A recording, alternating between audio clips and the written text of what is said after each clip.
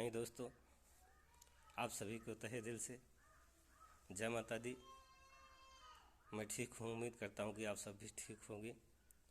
तो आइए हम सभी को हमारी तरफ से होली की ढेर सारी खुशियाँ आप सबको मुबारक हों। और एक छोटी सी गीत होली में कहना है। योगी बाबा, हाँ योगी बाबा, 5 किलो राशन बकैले कमाल, 5 किलो राशन बकैले कमाल, होली में उड़त बसगरे गुलाल। 5 किलो राशन बकैले कमाल, होली में उड़त बसगरे गुलाल। योगी बाबा, योगी बाबा, हाँ योगी बाबा, योगी बाबा के यूपी में देखा कमाल। योगी बाबा, योगी बाबा के यूपी में देखा कमाल। योगी बाबा, 5 किलो राशन बकैले कमाल, होली में उड़त बा 14 गुलाल। 5 किलो राशन बकैले कमाल, होली में उड़त बा 14 गुलाल। योगी बाबा, हो योगी बाबा, हाँ योगी बाबा, योगी बाबा के यूपी में देखा कमाल। योगी बाबा, योगी बाबा के यूपी में देखा कमाल। योगी बाबा, घर घर में पहुँचल बा राशन रिफाइन, घर घर में पहुँचल बा राशन रिफाइन, घर घर में पहुँचल बा राशन रिफाइन, पूड़ी और गोझिया बनाइन सोहाइन। घर घर में पहुँचल बा राशन रिफाइन, पूड़ी और गोझिया बनाइन सोहाइन।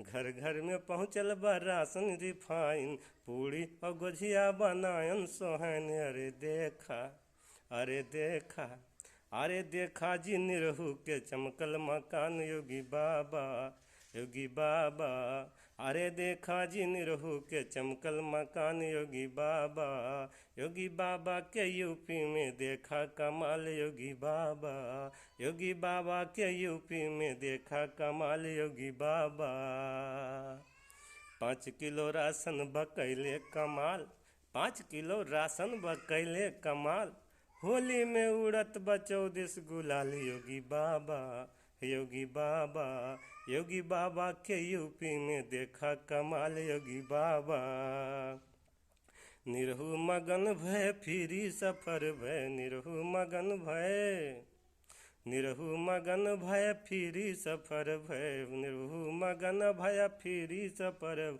घर से निकर ससुरारी पहुँच गए, घर से निकर, अरे निरहू मगन भय फिरी सफर भय, घर से निकर ससुरारी पहुँच गए। योगी बाबा, योगी बाबा, योगी बाबा के यूपी में देखा कमाल। योगी बाबा, योगी बाबा के यूपी में देखा कमाल। योगी बाबा, योगी बाबा के यूपी में देखा कमाल। योगी बाबा, योगी बाबा के यूपी में देखा कमाल। योगी बाबा, 5 किलो राशन बकैले कमाल, 5 किलो राशन बकैले कमाल, होली में उड़ेला 14 गुलाल।